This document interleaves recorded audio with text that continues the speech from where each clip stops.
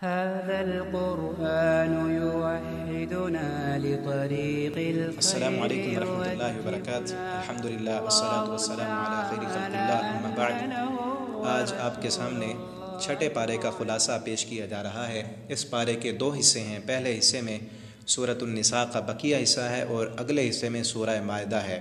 پہلے حصے میں 3 مضامین بیان ہوئے ہیں. سب سے پہلا مضمون پہلی آیت میں ظالم اور مظلوم سے اللہ رب العالمین نے خطاب کیا، لا يحب اللہ الجہر بالسوء من القول الا من ظلم، کہ اللہ رب العالمین کسی کی برائی کی جائے تو اللہ تعالیٰ اسے پسند نہیں کرتے، مگر ایک بندے کو اجازت ہے کہ جس پر ظلم کیا جائے تو وہ مظلوم، اس کو اجازت ہے کہ وہ ظالم کے ظلم کی داستان جا کر بیان کر سکتا ہے، لیکن اس کے بھی اصول ہیں کہ وہ اپنے ظلم کی داستان اسے جا کر بیان کرے جو اس ظالم کو سزا دے سکتا ہو، عدالت میں جا کر بتائے یا کسی حاکم کے پاس، کسی بڑے آدمی کے پاس جو اس ظالم کو سزا دے، اس کو بتا سکتا ہے. دوسرے نمبر پر ان لوگوں کے سامنے بتائے ظالم کا ظلم فاش کرے تاکہ دوسرے لوگ اس کے ظلم کا شکار نہ ہو سکیں.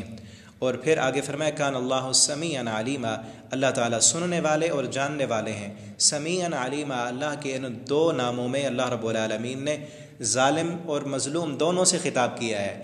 سمیع کہہ کر اللہ رب العالمین نے مظلوم کو تسلی دی ہے کہ اگر دنیا میں کبھی ایسے ہوتا ہے کہ مظلوم کے ظلم کی داستان کوئی سنتا ہی نہیں، کوئی اس کو پوچھتا ہی نہیں، ظالم اس قدر قوی ہوتا ہے کہ مظلوم بیچارے کی سننے والا کوئی نہیں ہوتا، تو اللہ رب العالمین فرماتے ہیں اے مظلوم، اگر تو حق پر ہے اور تیرے ظلم کی داستان، تیرے دل کی آہو پکار سننے والا کوئی نہیں ہے نا، تو مجھے سنا. سمیع، میں سننے والا ہوں، میں تیرے دل کی کیفیات کو بھی جانتا ہوں، تو مجھے سنا، مجھ سے مدد مانگ، میری مدد آئے گی. اور علیمہ کہہ کر اللہ رب العالمین نے ظالم کو خبردار کیا ہے کہ کہیں ایسا مت سمجھنا کہ اگر تمہارا ظلم دنیا کے اندر اس قدر طاقتور ہے کہ سارے لوگ تمہارے ساتھ ہیں، ارباب اختیار لوگ، ملک، سلطنتیں، قوتیں اور طاقتیں تمہارے ساتھ ہیں، اور کوئی مظلوم کے حق میں بولنے والا کوئی نہیں، سارے ظالم کے حق میں کھڑے ہوئے ہیں، تو اللہ رب العالمین فرماتے ہیں یہ مت سمجھنا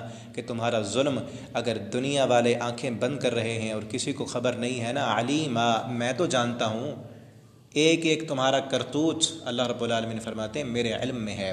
اور آگے فرمایا ان تبدو خیرا، اگر تم بھلائی کو ظاہر کرو گے یا چھپا دو گے، اس گناہ کو ظاہر نہیں کرو گے، او تخفو، یا اس برائی کو چھپا دو، ظاہر نہ کرو، او تعفو عن سوء، یا پھر چھپاؤ ہی نہ بلکہ معافی کر دو ان کو، تو فرمایا فإن اللہ کان عفوا، اللہ رب العالمین بھی معاف کرنے والے ہیں. ساتھ ہی قدیرا فرمایا کہ دنیا میں تو معاف وہ کرتا ہے جس کی قدرت نہ ہو، پکڑ نہ سکتا. اللہ رب العالمین فرماتے ہیں قدیرا، قدرت ہونے کے باوجود بھی اللہ رب العالمین عفو ہیں، معاف کرنے والے ہیں. تو یہ اللہ رب العالمین کے ناموں کی خوبیاں ہیں. عفواً قدیرا کہا کہ قدرت ہونے کے باوجود بھی اللہ رب العالمین معاف کر دیتے ہیں. تو ہمیں بھی یہ حکم ہے کہ چھوٹے چھوٹے کام اور اگر کوئی انسان تکلیف دے تو اسے معاف کر دینا چاہیے. تو یہاں پھر دوسرا مضمون جو اس حصے کا ہے وہ یہودیوں اور عیسائیوں کی اللہ رب العالمین نے مذمت کی ہے. فرمایا فبما نقضہم میثاقہم، کہ انہوں نے جو اللہ سے وعدہ کیا تھا وہ وعدہ توڑ دیا، اور وبکفرہم، اور ان کے کفر کی وجہ سے، وقولہم، اور ان کی اس بات کی وجہ سے، علی مریم بہتانا عظیما، کہ مریم علیہ السلام پر انہوں نے بڑا بہتان لگایا، کہ مریم علیہ السلام جب اپنا بیٹا لے کر آئیں تو وہ کہنے لگیں، ان کو فاحشہ کہا. اور وقولہم انا قتلنا المسیح، اور ان کے اس قول کی وجہ سے، ان یہودیوں کے اس بات کی وجہ سے، انا قتلنا المسیح، کہ ہم نے عیسیٰ علیہ السلام کو قتل کر دیا ہے. اللہ رب العالمین فرماتے ہیں ان کے ان گناہوں کی وجہ سے ہم نے ان پر لعنت کی، ان پر لعنت ہوئی، وہ مردود ہوئے اس دنیا میں. اور پھر اللہ رب العالمین نے دونوں نظریات کو رد کیا، یہودیوں کا بھی اور عیسائیوں کا بھی.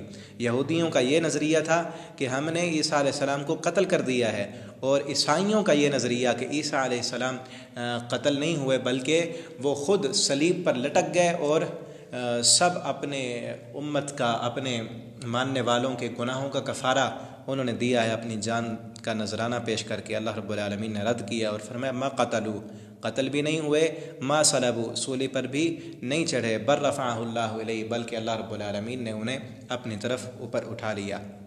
اور اسی طرح ایک اور یہودیوں کا اعتراض تھا مسلمانوں سے کہ عیسیٰ علیہ السلام سے تو اللہ رب العالمین، یہودیوں کا اعتراض تھا کہ موسیٰ علیہ السلام تو اللہ رب العالمین سے ہم کلام ہوتے تھے موسیٰ علیہ السلام کوہ طور پر جا کر، اگر محمد صلی اللہ علیہ وسلم بھی اللہ کے رسول ہیں، سچے رسول، تو آپ اللہ سے باتیں کیوں نہیں کرتے؟ تو اللہ رب العالمین نے اس کا جواب دیا کہ انا اوحینا الیک کما اوحینا الی نوح، ہم نے نبی کریم صلی اللہ علیہ وسلم پر اسی طرح وحی کی جس طرح ہم نے نوح علیہ السلام پر وحی کی تھی۔ یہ ضروری نہیں ہے کہ ہر بندے سے، ہر نبی سے اللہ رب العالمین خود ہم کلام ہوں، وہ تو موسیٰ علیہ السلام کی ایک خصوصیت تھی، باقی سب انبیاء پر وحی ہوئی تو آپ صلی اللہ علیہ وسلم پر بھی اسی طرح اللہ رب العالمین نے وحی کی۔ اس کے بعد اہل کتاب کو غلو کرنے سے منع کیا گیا، فرمایا یا اہل الکتاب لا تغلو فی دینکم، اے اہل کتاب، دونوں سے خطاب ہے، یہودیوں اور عیسائیوں سے، لا تغلو فی دینکم، دین میں غلو نہ کرو۔ اب یہ غلو کیا ہے؟ غلو کا مطلب حد سے بڑھ جانا، اور اسی غلو کی وجہ سے جتنی بدعات ہوتی ہیں، رسومات، خرافات، شرک و بدعات، اسی غلو کی وجہ سے ہوتے ہیں۔ یہ دین میں غلو ان یہودیوں اور عیسائیوں نے کیا، اور آج کے کلمہ پڑھنے والے مسلمان بھی کر رہے ہیں۔ اسی غلو کی وجہ سے شرک و بدعات، رسومات، ساری خرافات پیدا ہوتی ہیں، اور غلو یہ پیدا ہوتا ہے دین میں حق کو چھوڑنے سے۔ لا تغلو فی دینکم، آگے فرمایا لا تقولوا علی اللہ الا الحق، اللہ کے بارے میں حق کہو۔ حق قرآن اور حدیث میں ہے۔ جو بندہ قرآن و حدیث کو چھوڑ کر، ان کو سائیڈ پہ رکھ کے اپنے رسم و رواج کو دیکھے، اپنے دل کی مرضی کو دیکھے، اپنے بڑوں کو دیکھے، ان کے پیچھے چلے اور حد سے بڑھ جائے تو اسے غلو کہتے ہیں۔ اور پھر غلو کی تعریف یہ ہے، اصطلاحی تعریف اس کی یہ ہے کہ ایک چیز کا مقام اور مرتبہ بڑھا دینا، اس کے مقابلے میں ہوتا ہے تنقیص، کمی کر دینا۔ اس کو ایک مثال سے آپ سمجھیں کہ ایک بندے نے ایم اے کیا ہوا ہے، اور آپ اس کے بارے میں کہیں کہ یہ پرائمری بھی فیل ہے، اس نے کیا ہوا ایم اے ہے، اس کو پرائمری آپ فیل کر دیں تو یہ تنقیص ہے، اس کا مقام کم کر دیا۔ اور اسی طرح ایک وہ بندہ جو پرائمری بھی فیل ہے، آپ اسے کہیں کہ اس نے ایم اے کیا ہوا ہے، اس پرائمری فیل کو آپ نے ماسٹر کی ڈگری دے دی، اور جو ڈگری والا تھا اس کو کم کر دیا، تو یہ ہوتا ہے غلو، بڑھا دینا۔ تو اسی غلو کی وجہ سے دین میں بدعات اور خرافات ہوتی ہیں، اس سے اہل کتاب کو روکا گیا، اور مسلمانوں کو بھی قرآن میں اسی لیے ان کی حالات ذکر کر کے کہا گیا کہ تم نے غلو سے بچنا ہے۔ اور آپ صلی اللہ علیہ وسلم نے بھی اپنے صحابہ سے فرمایا کہ لا تطرونی کما اطرت النصارى، تم مجھے حد سے نہ بڑھانا جس طرح عیسائیوں نے عیسیٰ بن مریم علیہ السلام کو حد سے بڑھا دیا تھا۔ تو ہم مسلمانوں کو بھی اس غلو سے بچنا چاہیے۔ تیسرا مضمون جو اس حصے میں ہے وہ وراثت کے احکام ہے۔ آخری آیت میں اس صورت کے شروع میں بھی کچھ احکامات نازل ہوئے تھے، تو صحابہ کرام نے کچھ سوالات کیے، تو اس کے جواب میں یستفتونک قل اللہ یفتیکم فی الکلالہ، اللہ رب العالمین نے فرمایا کہ آپ سے فتویٰ پوچھتے ہیں تو اللہ رب العالمین فتویٰ دیتے ہیں ان کو، تو وہ احکامات دیکھے جا سکتے ہیں۔ اگلے حصے میں اس پارے کے جو دوسرا حصہ ہے سورۃ المائدہ کا، اس میں 5 مضامین بیان ہوئے ہیں۔ سب سے پہلا مضمون معاہدوں کی تکمیل کا حکم دیا گیا ہے، اور اختلافات، اگر آپس میں اختلاف ہو جائے تو اختلاف کے بھی کچھ آداب ہیں، وہ ادب بیان کیے گئے ہیں کہ ادب اختلاف کیا ہیں۔ اور اسلام اس قدر پاکیزہ اور عظیم ترین دین ہے کہ اسلام نے دشمنوں کے بھی حقوق بیان کیے ہیں۔ دشمن ہے کوئی تمہارا، اس کا بھی کوئی حق ہے، اللہ رب العالمین نے وہ بھی بیان کیا۔ فرمایا یا ایھا الذین آمنوا اوفوا بالعقود، اے ایمان والو اوفوا بالعقود، جب تم کوئی معاہدہ کر لو تو اس معاہدے کو پورا کرو، چاہے وہ معاہدہ کسی دشمن کے ساتھ بھی کیوں نہ ہو، اس معاہدے کو پورا کرنا ہے۔ اسلام نے معاہدوں کی تکمیل کا حکم دیا، اور پھر فرمایا یا ایھا الذین آمنوا کونوا قوامین للہ شہداء بالقسط، اے ایمان والو کھڑے ہو جاؤ اللہ کے ساتھ، حق کے ساتھ، بالقسط، انصاف کو پکڑ کر، لا یجرمنکم شنآن قوم، نہ تمہیں ابھارے کسی قوم کی دشمنی، علی اللہ تعدلوا، کہ تم عدل نہ کر سکو۔ یہاں پر اس آیت کے اس ٹکڑے میں لا یجرمنکم شنآن قوم، اختلافات کا ادب بیان کیا جا رہا ہے۔ اگر تمہارا کسی قوم کے ساتھ اختلاف ہے، کسی تنظیم کے ساتھ اختلاف ہے، کسی جماعت کے ساتھ اختلاف ہے، کسی دوست کے ساتھ تمہارا اختلاف ہو گیا ہے، تو اس اختلاف کی وجہ سے تم ایسے نہ ہو جائے کہ تم انصاف کا دامن چھوڑ دو، تم عدل کرنا چھوڑ دو کہ اس کے ساتھ تو ہمارا اختلاف ہے، تو اللہ رب العالمین نے اختلاف کے آداب بتائے ہیں کہ اختلاف ہو جاتا ہے مسلمانوں کے ساتھ، اپنے بھائیوں کے ساتھ اختلاف ہو جاتا ہے، کبھی تنظیمی اختلاف، کبھی سیاسی اختلافات، کبھی کسی مسئلے پر اختلاف، تو اختلاف ہو جاتا ہے، لیکن اللہ رب العالمین نے یہاں ادب بیان فرمایا کہ باوجود اختلاف ہونے کے تمہارا اختلاف تمہیں اس بات پر مجبور نہ کرے کہ تم عدل کا دامن چھوڑ دو۔ عدل اور انصاف ہر حال میں کرنا ہے، اس سے کنارہ کشی نہیں کرنی۔ تو ادب اختلاف بتا دیا، اور پھر دشمن کے حقوق بھی اسی جملے میں ہیں۔ فرمایا اگر تمہارا کسی قوم سے دشمنی ہے تو اس دشمن کے بھی آداب ہیں، چاہے وہ تمہارا دشمن ہے، اس سے تمہارا اختلاف ہے، لیکن عدل اور انصاف کا دامن نہیں چھوڑنا۔ اور تاریخ اسلام بھری پڑی ہے کہ جب اسلام کے فیصلے ان لوگوں کے حق میں ہوتے جو مسلمان نہ ہوتے تھے، کافر ہوتے تھے، دشمن ہوتے تھے، لیکن اسلامی عدالت کے قاضی ان کے حق میں فیصلہ کر دیتے عدل اور انصاف کو دیکھتے ہوئے۔ اس سے کئی لوگ مسلمان ہوئے ہیں۔ اس پر بہت پیاری کتاب ہے سنہرے فیصلے، شیخ عبد المالک مجاہد حافظ اللہ تعالیٰ کی، اسے پڑھنا چاہیے۔ اسلام کے سنہرے فیصلے کس قدر عظیم ترین اس میں فیصلے کیے گئے ہیں۔ تو اس کے بعد اس حصے کا جو دوسرا مضمون ہے اس میں اللہ رب العالمین نے حرام اشیاء کا ذکر کیا ہے، کون کون سی چیزیں حرام ہیں۔ حرمت علیکم المیتۃ والدم ولحم الخنزیر، کہ جو جانور خود اپنی موت مر جائے اور جسے چوٹ لگ کے مر جائے، اوپر سے گرے پھر مر جائے، اور سینگ لگنے کی وجہ سے مر جائے، جس کو تکبیر پڑھ کر ذبح نہیں کیا گیا، جس کا خون نہیں بہایا گیا، تو وہ حرام ہے، اور اپنی موت جو مارا جائے وہ بھی حرام۔ اور پھر یہ اشیاء، یہ چیزیں بیان کرنے کے بعد اللہ رب العالمین نے یہ بھی بتایا کہ وَمَا عَلَّمْتُم مِّنَ الْجَوَارِحِ مُكَلِّبِينَ تُعَلِّمُونَهُنَّ مِمَّا عَلَّمَكُمُ اللَّهُ۔ ایک شکاری کتا جسے سکھلایا گیا ہے، وہ سیکھا ہوا کتا اگر شکار کرتا ہے تو اس کا پکڑا ہوا بھی تمہارے لیے حلال ہے، لیکن اس کے بھی کچھ شرائط ہیں کہ وہ کتا پکڑ کر خود اس سے نہ کھائے، سکھلایا ہوا ہو، تعلیم یافتہ ہو۔ اور اس میں علم کی بھی اہمیت بیان کی گئی ہے، علمتم من الجوارح، وہ کتا جو علم والا ہو۔ کس قدر علم کی فضیلت اور شان ہے کہ جس کتے نے، امام ابن قیم رحمہ اللہ تعالیٰ نے یہاں بہت پیاری بات کی ہے، فرماتے ہیں من شرف العلم، یہ علم کی فضیلت ہے کہ جس کتے کو تم نے سکھا دیا، اب وہ کتا سب کتوں سے افضل ہو گیا ہے اپنے علم کی وجہ سے، وہ کتا بھی مقام پا گیا۔ کہ باقی عام کتوں کے بارے میں تو اسلام کا یہ حکم ہے کہ جس برتن میں کتا منہ ڈالے اسے 7 مرتبہ دھوو، وہ پلید ہے، جو چیز اس میں ہے اسے انڈیل دو، لیکن اگر یہی کتا علم حاصل کر لے تو اس کو وہ مقام دیا کہ اس کی پکڑی ہوئی شے صرف یہ نہیں کہ پلید ہے اسے انڈیل دو، بلکہ تمہیں کھا بھی سکتے ہو، وہ حلال ہے۔ تو اس کے بھی احکام ہیں کہ کتا سکھلایا ہوا ہو، علم والا کتا ہو، اور وہ خود اکیلا جا کر شکار کرے، اس کے ساتھ کوئی دوسرے کتے نہ ملیں۔ اور پھر تیسرے نمبر پر شرط یہ ہے کہ وہ کتا خود اس سے کچھ نہ کھائے، تو اس کا مارا ہوا بھی حلال ہے۔ تو پھر یہ حرام اشیاء بیان کی۔ اس کے بعد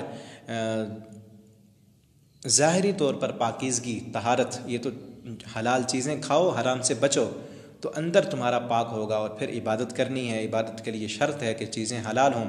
اس کے بعد جب عبادت کرنے کے لیے یا ایھا الذین آمنوا اذا قمتم الی الصلاۃ، نماز کے لیے کھڑے ہونا ہے تو فاغسلوا وجوہکم، اپنا چہرہ دھو لو۔ اور یہ وضو کا طریقہ اس آیت میں اس کا حکم دیا گیا، اور طریقہ نبی کریم صلی اللہ علیہ وسلم نے حدیث میں بتایا ہے۔ اور تیمم کا بھی اس میں حکم ہے کہ جب تمہیں پانی نہ ملے، تم نے وضو کرنا ہو یا تم جنبی ہو، تو پھر فتیمموا صعیدا طیبا، پاکیزہ مٹی کے ساتھ تیمم کر سکتے ہو۔ اس کے بعد آیت وسیلہ ہے، آیت وسیلہ بیان کی گئی، یا ایھا الذین آمنوا اتقوا اللہ وابتغوا الیہ الوسیلہ، اے ایمان والو تقوی اختیار کرو، اللہ کے ہاں وسیلہ تلاش کرو۔ اس آیت کا غلط مفہوم لے کر آج ہمارے ملک میں اور کئی ممالک میں یہ درباروں اور مزاروں، خانقاہوں کا نظام چل رہا ہے۔ یہ ساری دکانداریاں اس آیت کے غلط مفہوم کی وجہ سے چل رہی ہیں۔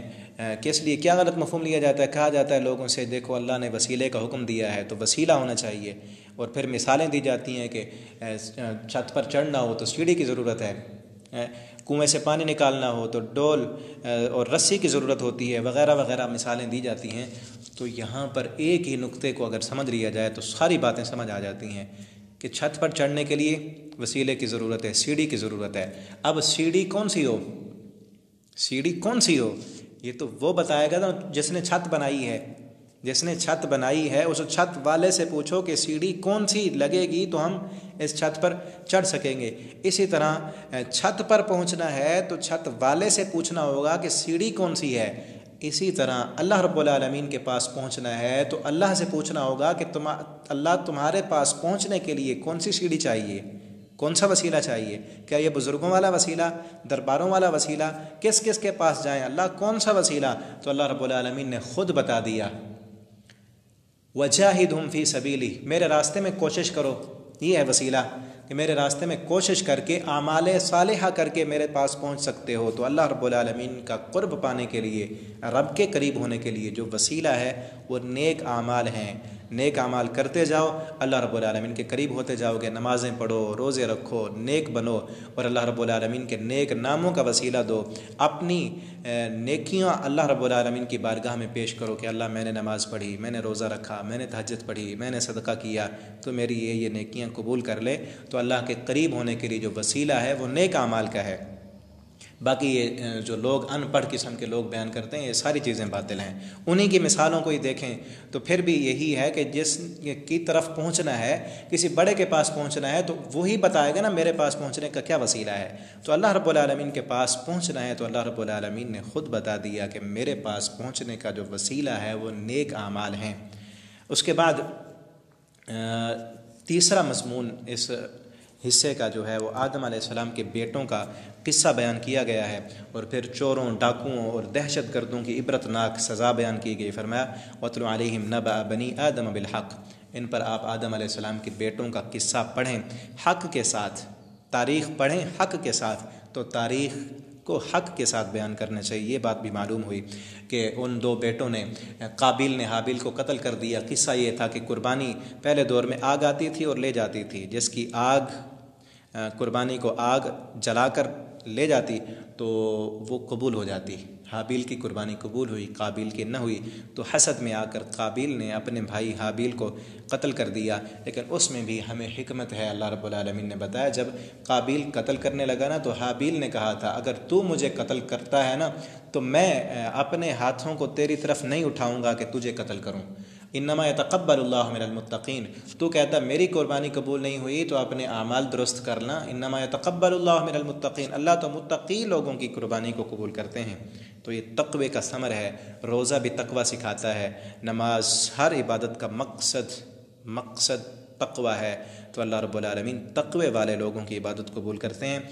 تو اس نے اپنے بھائی کو قتل کر دیا. تو اللہ رب العالمین نے فرمایا من اجل ذلک کتبنا علی بنی اسرائیل انه من قتل نفسا بغیر نفس او فساد فی الارض فکانما قتل الناس جميعا، اس وجہ سے ہم نے اب لکھ دیا ہے کہ جس بندے نے کسی ایک انسان کی جان لی فکانما قتل الناس جميعا، وہ ایسے سمجھے کہ اس نے ساری انسانیت کو قتل کر دیا. اتنا بڑا جرم اور گناہ ہے کسی ایک انسان کو ناحق قتل کرنا، جیسے ساری انسانیت کو قتل کر دیا ہو. اور پھر ایسے لوگ جو زمین میں فساد مچاتے ہیں، دہشت گردی پھیلاتے ہیں، فتنے اور فساد کرتے ہیں، ان کی سزا بیان کی. عبرتناک سزا ان کو دی جائے کہ انما جزاء الذین یحاربون اللہ ورسولہ ویسعون فی الارض فسادا، جو زمین میں فساد مچاتے ہیں، اللہ اور اس کے رسول سے جنگ کرتے ہیں، بغاوتیں کرتے ہیں، ان کو کیا کیا جائے؟ ان یقتلوا، کہ ان کو قتل کر دو، او یصلبوا، یا سولی پہ لٹکا دو، او تقطع ایدیہم وارجلہم من خلاف، یا ایسے کرو کہ ان کے ہاتھ اور پیر کاٹ دو، او ینفوا من الارض، پھر ان کو زمین میں پھینک دو، یہ تڑپ تڑپ کر مر جائیں. ذالک لہم خزی فی الدنیا، یہ دنیا میں رسوا کن عذاب ہے. ولہم فی الآخرۃ عذاب علیم، اور آخرت میں تو اس سے بڑا دردناک عذاب ہے. پھر آگے فرمایا کہ اگر وہ توبہ کر لیں پکڑے جانے سے پہلے تو پھر اللہ رب العالمین ان کو معاف کر دیں گے. لیکن اگر پکڑے جائیں تب کہیں کہ ہم توبہ کرتے ہیں، پھر نہیں ہے معافی. پکڑے جانے سے پہلے اگر اللہ سے اپنے گناہوں کی معافی مانگ لیں تو اللہ رب العالمین غفور الرحیم ہے. اس کے بعد چور، اس کی سزا بیان کی گئی کہ السارق والسارقۃ فاقطعوا ایدیہما، کہ چور کرنے والا مرد ہو یا چوری کرنے والی عورت ہو ان کو قتل کر دو، وہ چور ہوں چاہے ڈاکو ہوں، دونوں کی سزا یہ دنیا میں ہے. اور اس کے بعد فرمایا کہ اگر دنیا میں بھی یہ توبہ کریں گے تو اللہ رب العالمین ان کی توبہ قبول کر لیں گے. اور یہ دنیا کی سزا تو انہوں نے پا لی، اب رسوائی تو ہے، سب کے سامنے ہاتھ کٹا ہوا ہے، جہاں کہیں جائیں گے تو پتہ چلے گا کہ یہ فلاں جگہ پہ اس نے چوری کی تھی، لیکن اگر توبہ کریں تو آخرت ان کی سنور سکتی ہے، اللہ رب العالمین ضرور معاف کر دیں گے۔ اس کے بعد قصاص کا بھی حکم دیا کہ وَكَتَبْنَا عَلَيْهِمْ فِيهَا أَنَّ النَّفْسَ بِالنَّفْسِ وَالْعَيْنَ بِالْعَيْنِ، کہ ہم نے لکھ دیا ہے کہ ہر چیز کے بدلے آنکھ نے، کسی بندے نے کسی کی آنکھ پھوڑ دی تو اس کے بدلے میں آنکھ ہے، اور پھر قصاص بھی بیان کیا ہے، اس کی دیت بھی احادیث میں موجود ہے۔ اس کے بعد چوتھا مضمون جو اس حصے میں ہے وہ یہود و نصارہ کی مذمت کی گئی ہے۔ فرمایا قالت الیہود والنصارى نحن ابناء اللہ، ان کا غلط عقیدہ تھا، وہ کہتے تھے کہ ہم اللہ کے بیٹے ہیں، تو اللہ رب العالمین نے فرمایا یہ کہتے ہیں نحن ابناء اللہ واحباؤ قل فلم يعذبکم، ان سے پوچھو اگر تم اللہ کے بڑے محبوب اور پیارے ہو تو اللہ نے تمہیں تمہارے گناہوں کرتوتوں کی وجہ سے دنیا میں سزا کیوں دی ہے؟ تو پھر انہوں نے تورات جو اللہ رب العالمین نے نازل کی تھی اللہ کی کتاب میں، فَنَسُوا حَظًّا مِّمَّا ذُكِّرُوا بِهِ، اللہ فرماتے ہیں وہ بھول گئے اس شریعت کو، اس شریعت کو چھوڑ دیا۔ بھولتا تب ہے بندہ جب چھوڑ دے، پڑھا ہی نہیں، اس پر عمل ہی نہیں کیا تو بھولا دیا انہوں نے۔ اللہ فرماتے ہیں اس شریعت کو چھوڑنے کی وجہ سے ہم نے سزا یہ دی، فَأَغْرَيْنَا بَيْنَهُمُ الْعَدَاوَةَ وَالْبَغْضَاءَ إِلَى يَوْمِ الْقِيَامَةِ، ہم نے ان کے دل میں آپس کا بغض اور نفرت ڈال دی شریعت چھوڑنے کی وجہ سے۔ آج ہم دیکھیں کہ ہم مسلمانوں میں کس قدر بغض ہے، عداوتیں اور نفرتیں ہیں ایک دوسرے سے، یہ شریعت کو چھوڑنے کی وجہ سے ہے۔ دین سے جتنا دور ہوں گے اتنا دل ہمارے آپس میں ٹوٹتے جائیں گے۔ اگر چاہتے ہیں ہمارے دلوں میں محبت آئے، پیار آئے، ایک دوسرے کا انس ہو، ایک دوسرے کے لیے ہمدردی ہو، تو اس کے لیے ضروری ہے کہ قرآن کے قریب ہوں، شریعت کے احکامات کو سمجھیں، ان پر عمل کریں۔ اور پھر موسیٰ علیہ السلام کے ساتھ یہودیوں کا قصہ بھی بیان کیا کہ جب موسیٰ علیہ السلام ان کو لے کر گئے، ایک قوم کے ساتھ لڑائی کرنی تھی، موسیٰ علیہ السلام کہنے لگے کہ اللہ کی نعمتیں یاد کرو، اللہ نے تمہیں فرعون کی غلامی سے نجات دی ہے۔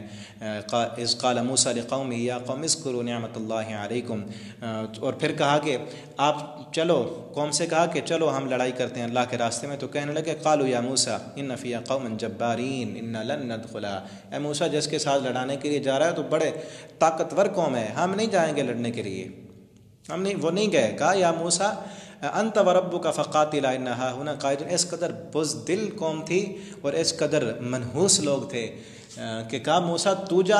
ایک تو یہاں دیکھیں یا موسیٰ کہ اپنے پیغمبر کو یا موسیٰ کہہ کر اے موسیٰ تو جا، جبکہ ہم علماء کو بڑوں کو نام لے کر نہیں پکارتے، وہ اپنے پیغمبر کا نام لے کر پکار رہے ہیں، اور کہا ربو کا، تیرا رب جائے، تو جا اور تیرا رب جائے، حالانکہ ان کا بھی تو رب تھا نا، یہ نہیں کہا کہ ہمارا رب، بلکہ کہا ہے موسیٰ تو جا اور تیرا رب جائے۔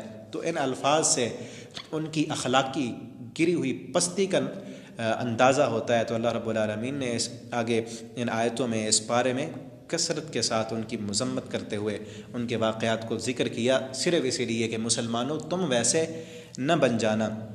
اور پھر اللہ رب العالمین نے فرمایا انا انزلنا التوراۃ فیہا ھدی ونور، ہم نے ان پر تورات نازل کی جس میں ہدایت تھی، لیکن انہوں نے اس تورات کے احکامات نافذ نہیں کیے، تو اللہ رب العالمین نے بار بار فرمایا کہ ومن لم یحکم بما انزل اللہ فاولئک هم الکافرون فاولئک هم الظالمون فاولئک هم الفاسقون، جو لوگ اللہ کی شریعت کے مطابق فیصلہ نہیں کرتے وہ کافر، ظالم، فاسق ہیں۔ اور پھر مسلمانوں کو تنبیہ کی کہ اللہ تعالیٰ نے تم نے ان کے ساتھ دوستی نہیں لگانی، ان یہودیوں اور عیسائیوں کے ساتھ، یا ایھا الذین آمنوا لا تتخذوا اليہود والنصارى اولیاء، اے مسلمانوں یہودیوں اور عیسائیوں کو اپنا دوست نہ بناؤ، کیونکہ اس وقت نئے نئے جو مسلمان تھے وہ یہودیوں کے پاس جاتے، پھر یہودی انہیں دین اسلام سے متنفر کرتے، تو اللہ رب العالمین نے یہ بھی فرمایا کہ یا ایھا الذین آمنوا من یرتد منکم عن دینہ، اے ایمان والو اگر تم دین کو چھوڑنا چاہتے ہو تو چلے جاؤ، اللہ کو تمہاری کوئی ضرورت نہیں، دین اسلام تمہارا کوئی محتاج نہیں ہے۔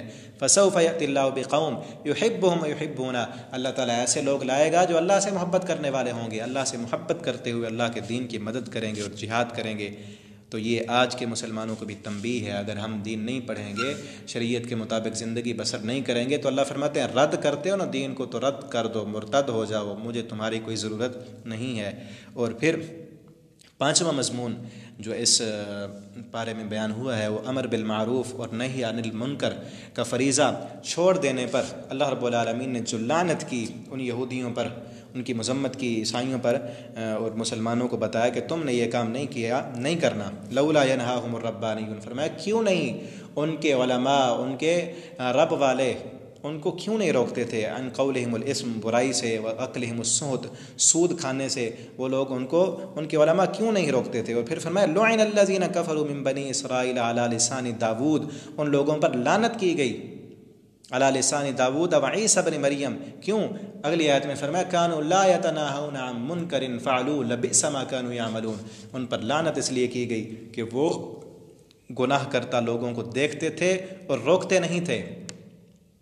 اور آگے فرمایا کہ لو ان اہل الکتاب آمنوا، اگر یہی اہل کتاب ایمان لاتے، واتقوا، اور ڈر جاتے، لکفرنا عنہم سیئاتہم، ہم ضرور ان کے گناہوں کو معاف کر دیتے، ولادخلناہم جنات النعیم، اور ہم انہیں ضرور جنتوں میں داخل کرتے۔ اگر یہ کام کرتے، کرنا تو یہ چاہیے تھا ان اہل کتاب کو، لیکن انہوں نے نہیں کیا، لوگوں کو گناہوں سے نہیں روکا، تورات کو نافذ نہیں کیا۔ اور فرمایا وَلَوْ أَنَّهُمْ أَقَامُوا التَّوْرَاةَ وَالْإِنْجِيلَ، اگر یہ تورات اور انجیل کو اقام التورات نافذ کرتے، اس کا حکم نافذ کرتے، نفاذ کرتے، تو پھر کیا ہوتا؟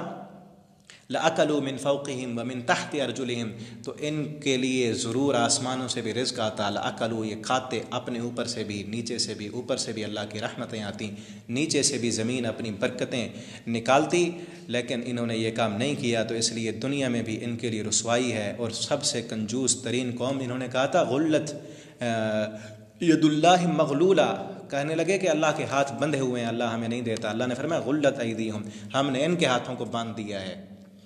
تو آج کنجوسی ان پر چھائی ہوئی ہے کہ اس قدر کنجوس، کسی کو کوئی چیز ضرورت ہو تو ایسے نہیں دیں گے، اس پر سود لگائیں گے، اور پوری دنیا کے نظام کو سود میں انہوں نے جکڑا ہوا ہے۔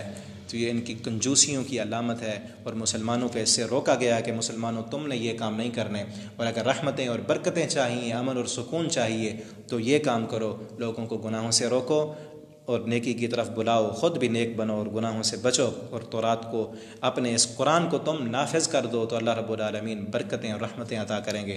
اللہ تعالیٰ سے دعا ہے اللہ تعالیٰ ہم سب کو قرآن حکیم کو سمجھنے کی توفیق دیں، اس کے مطابق زندگی بسر کرنے کی توفیق دیں۔